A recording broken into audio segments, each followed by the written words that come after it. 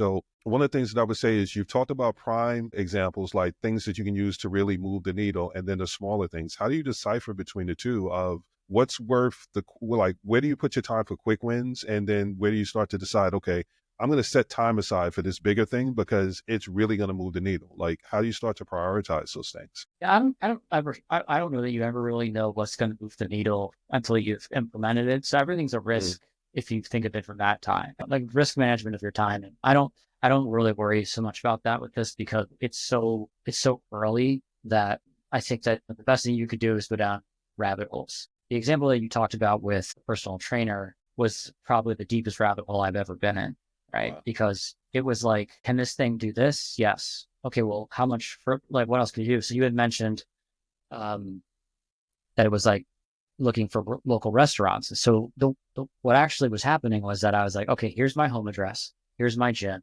and here's my cousin's like club that I can go to the pool at, right? And I said, um, every day I want you to create a schedule, right? If it's Monday, Wednesday, or Thursday, I want you to send me to the gym between this hour and this hour.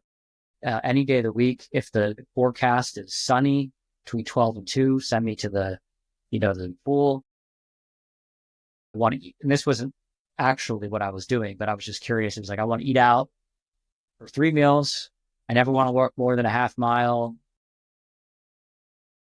Here's my daily budget, include 20% in tip. I didn't start like that, but like, as I was can I continue to do this? Right.